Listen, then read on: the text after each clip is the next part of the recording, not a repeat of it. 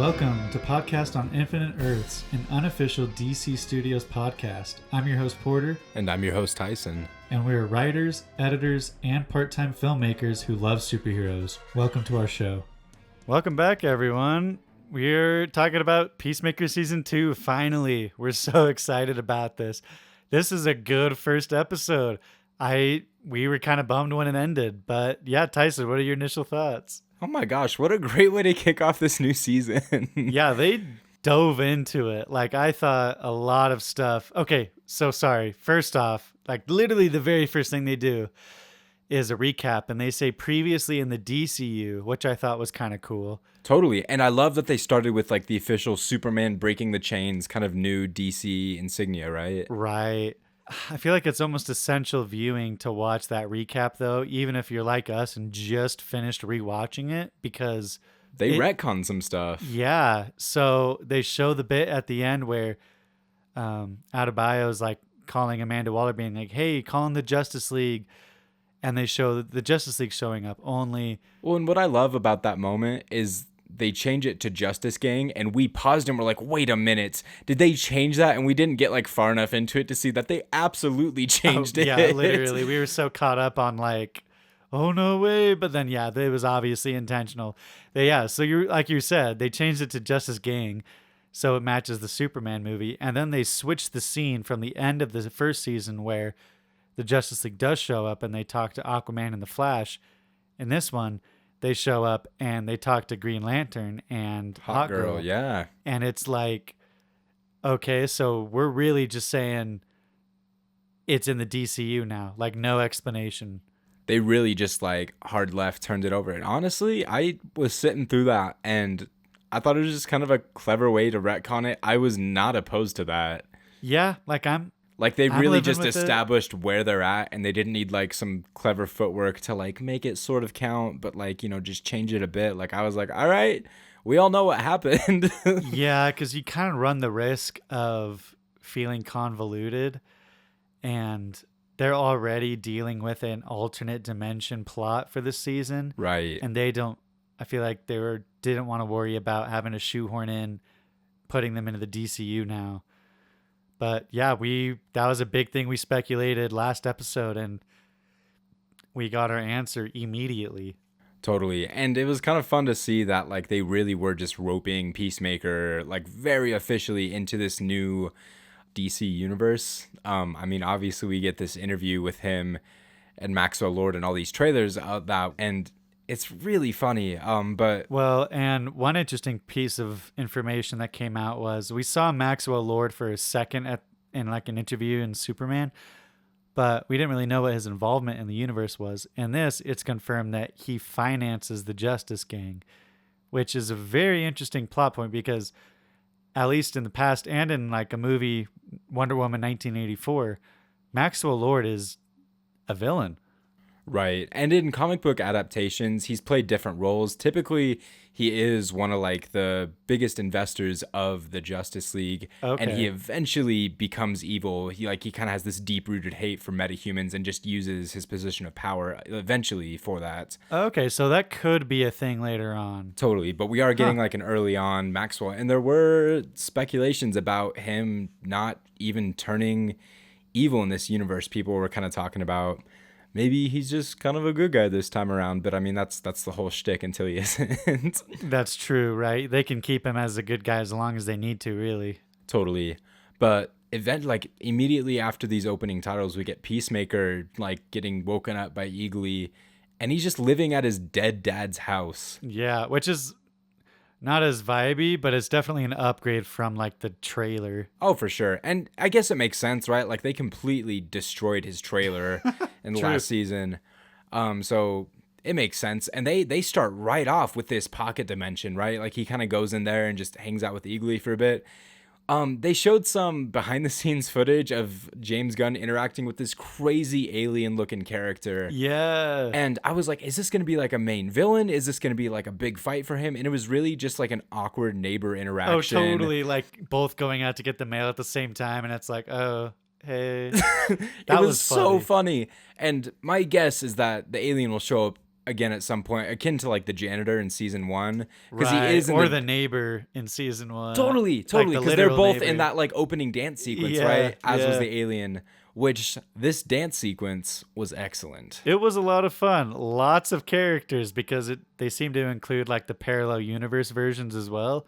So it was like Which I double. kind of like because obviously they're different characters in the show, and I like that they didn't just, double down, or that they did double down on that rather than just having the single characters play, oh, yes, they're all actors in this one show, right? Right. And that was a fun kind of makes you wonder. That must have been interesting to choreograph and film because you'd have to overlay the people in and the camera shots would have to be like on a rig to be the exact same.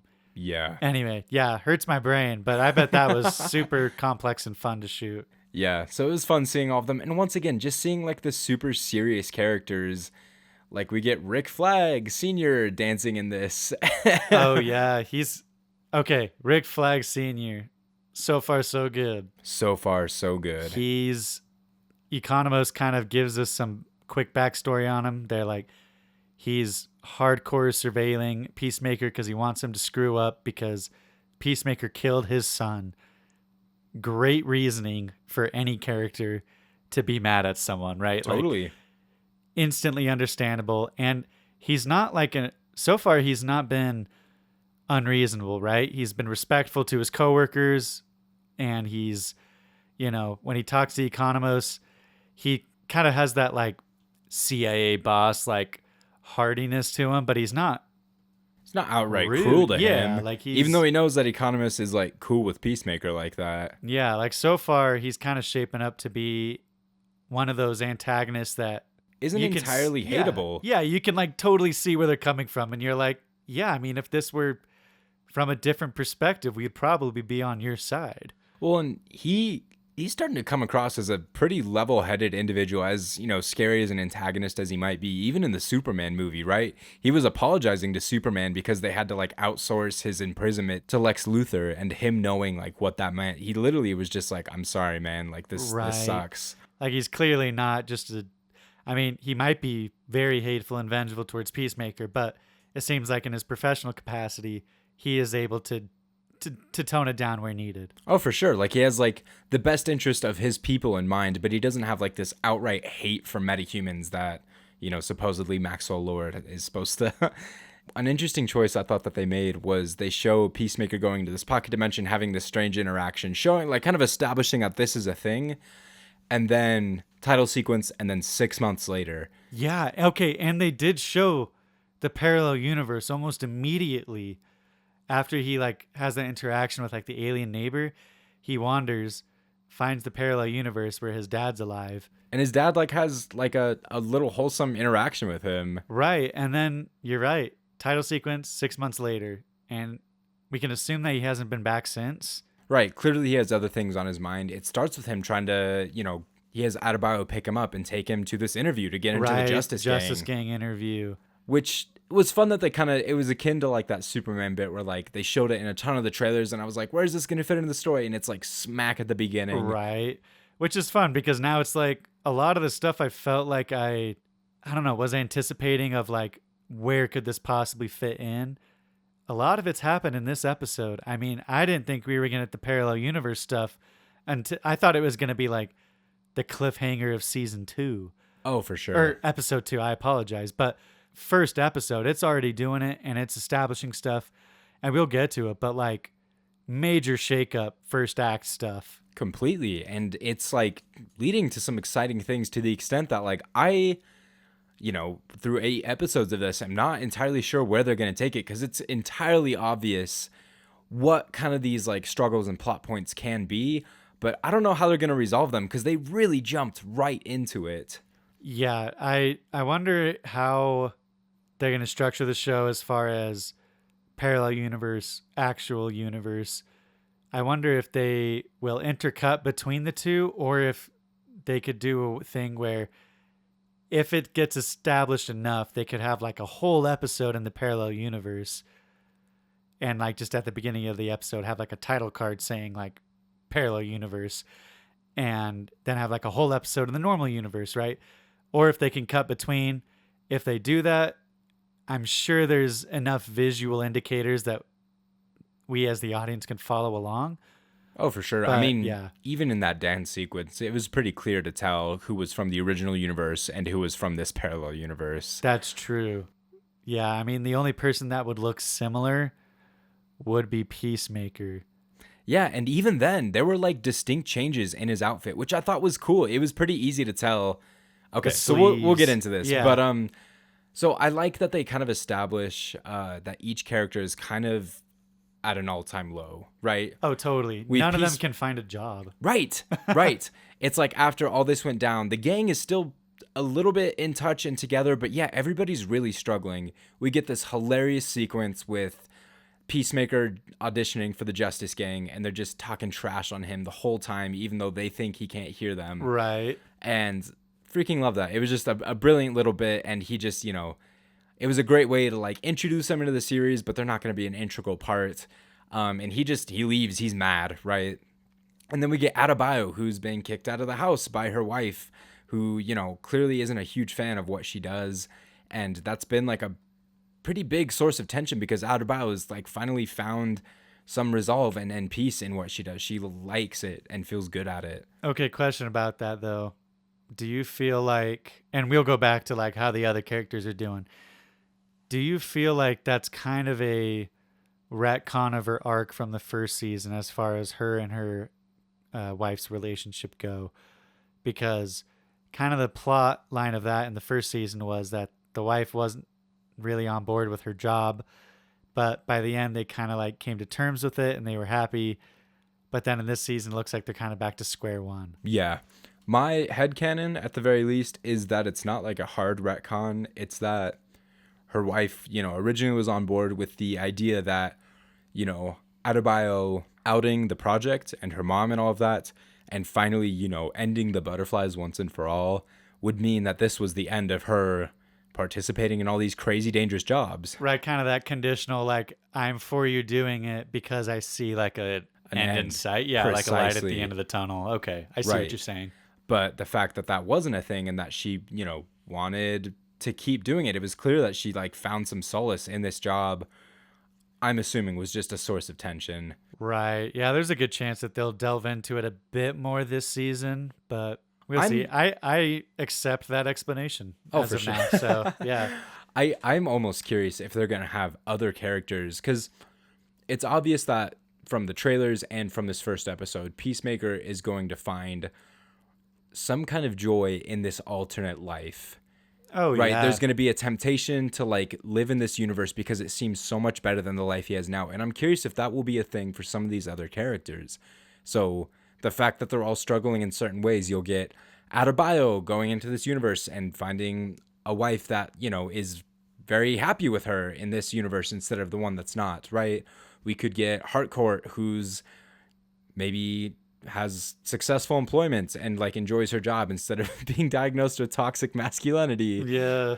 Which was a funny bit as the therapist was doing the diagnosis and ended with toxic masculinity. I just love that obviously everybody's expecting Peacemaker to be sitting in that seat and it was hardcore and she just like lost her crap. Yeah, that was a good reversal. And it's clear that she has issues. I love the whole bar fight after this. It's kind of that it's typically given to a man, this role where like they kind of have nothing to lose and they just need to feel something. So they just go and pick a fight and get the crap kicked out of them. And it was kind of fun because Harcourt totally has that energy and the scene worked very well. Yeah, it was. Well, I was thinking about it. In the first season, you have the kind of mini bar fight, and she comes out on top, and it gets ended almost immediately. Oh yeah. As opposed to this time, she gets her butt whooped. Oh yeah, which granted, she took down a few guys for True. sure. She just got like ganged up on by like a solid 6 of them and Yeah, couldn't definitely quite. outnumbered. Yeah. And I think I like the conflict that they've put up between Peacemaker and Harcourt because there was some really hopeful tension by the end of last season, right? Where they're kind of holding hands. She's grateful to him for saving her life. And they kind of have a moment. And I think that's another thing that I love about this kind of 6 months later. It's clear that like an amount of time has passed, whether it be 6 months or even more, to the extent that they had a moment on a boat where it seems like they hooked up, right? Like something happened romantically and she believes it was a mistake, right? She doesn't have enough love in her heart, enough like care for him. She doesn't maybe feel enough for this to be like a real thing, but he really fell for her, it seems like. So that's like a definitive source of tension. Oh, definitely. I feel like the 6 months later thing, the time jump mid season is low key kind of a cheat code, in my opinion, because you can do so much and you can gloss over so much and it totally works and it fits and it feels natural with a time jump. I mean, I could think of 2 TV shows right now that have come out this year that have utilized time jumps amazingly. And this is now one of them. So that's 3. And so I think it's just a great way to propel characters forward without, with all the minuscule stuff that we can assume happens, but we don't have to see it. Oh, for Right? sure. Yeah, it really helps propel the story forward. And I would even argue that it helps add more mystery to the story. Totally. Because if you're starting the end of the season and you're kind of jumping straight into this new season, then you add 6 months. It's like 6 months of we don't know what happened. So they're slowly letting out details of, this issue between Peacemaker and Hardcore, the issues between Adebayo and her wife. We get to kind of build on that conflict rather than just seeing it all or having it given to us, right? Right, absolutely. So yeah, I think it's kind of cool that everybody's kind of on their butts. Even Economos is still working for Belle Reve, which is cool. He likes doing that, but clearly he's kind of in like the kind of scummy position where he's just doing surveillance for a guy that he used to be kind of cool with. Right. And is just stuck working for a very vindictive boss. Totally. But sorry, I was going to say, I like that him and Vigilante talk frequently. I thought that was kind of fun. Oh, that was a great little bit. It's obvious that like Vigilante would have like no social skills. So obviously Economos is like kind of bugged that he calls him every single day, and Vigilante just wants a buddy because they're buddies now. Right. And Economos also talks about important stuff like how the reason he has to go check on Peacemaker in the first place is because another metahuman had broken out of jail, and they had he called it like a blip, just kind of like a interference on their radars, which we can assume it was Peacemaker opening his like door, his portal door. Right. And it's like he says they're keeping an extra close eye on the blips because they don't want another rift, referencing the climax of the Superman movie, which is kind of fun. Oh, yeah, it's brilliant. And it makes total sense why they'd be paying attention to that, because that was nearly catastrophic in that movie. Right. So even small occurrences could be a big issue.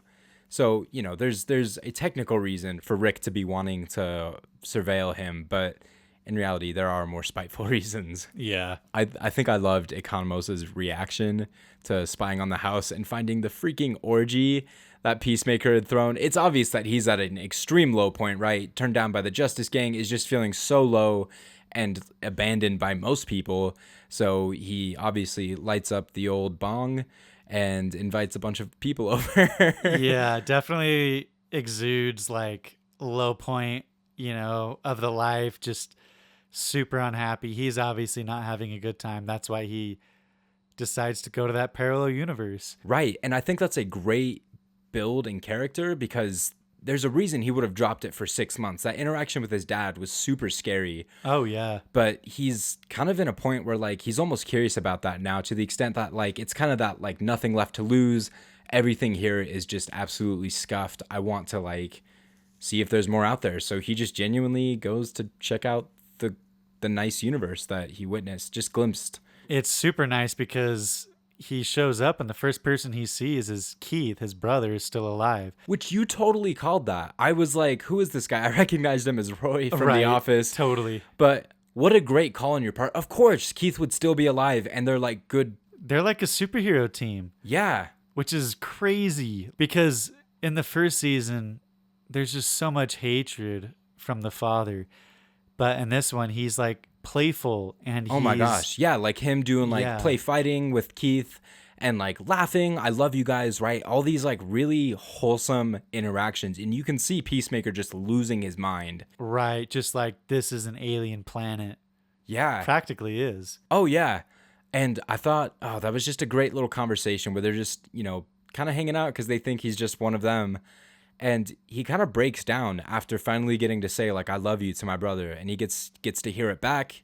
it's like a real healing moment for him. And Yeah. you made a great point about this, about how Peacemaker has kind of been like the nail in the coffin, about how John Cena has like incredible range out of like kind of the wrestler actors that have like made their way into Hollywood. Yeah, he's killing it. And I hope he sticks around for a long time. I hope he kind of becomes like The Rock, where people just see him in a movie and they want to go see it because he is in it, right?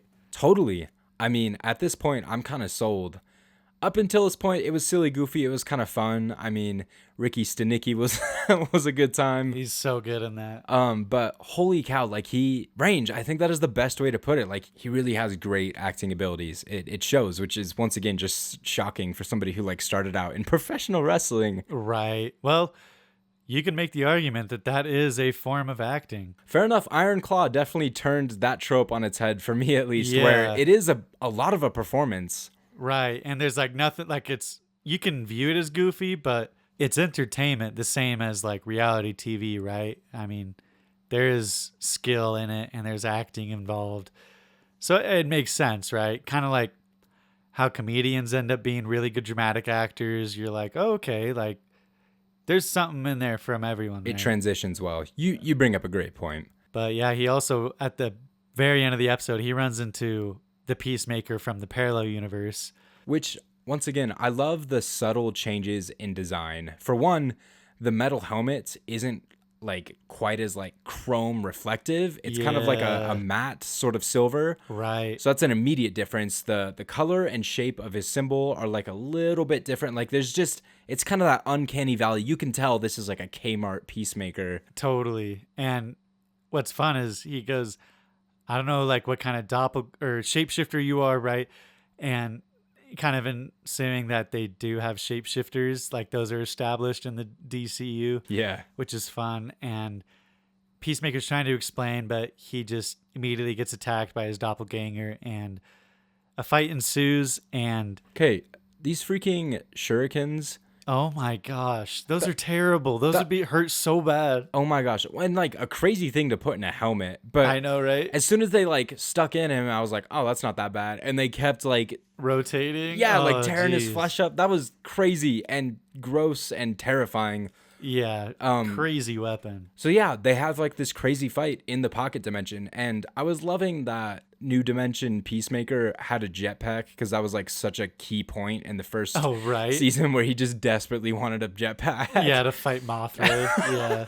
That's a funny point. I didn't catch that, but that was really funny. So yeah, Peacemaker's like just beating the crap out of Chris.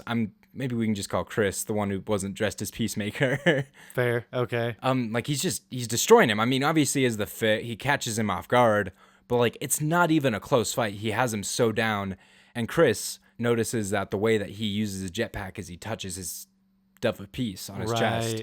So he utilizes that, which, is clever. I appreciate the fight tactic, and it goes very wrong.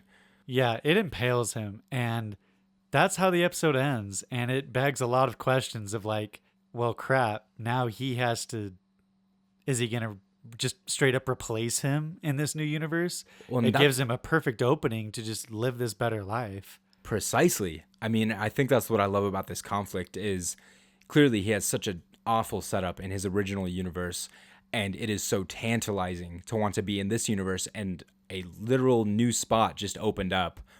Why wouldn't he? Right. And I guarantee you next episode he's going to be rocking up in that universe. Oh, for sure. I'm so curious how they're going to tie it in with the original universe, and if they like come to find him, if he figures out that things maybe aren't so great in this new universe and tries to come back, kind of how they mix these two up. But I'm so excited. Like, once again, you said it, like, what a killer pilot episode. Sets up everything perfectly. Super fun time.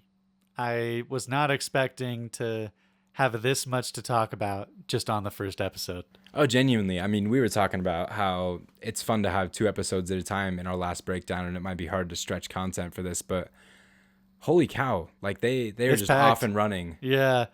No, it'll be great. Well, as always, we appreciate y'all joining us for our breakdown. Very excited to check out episode 2 next week, and we'll catch you there. See ya.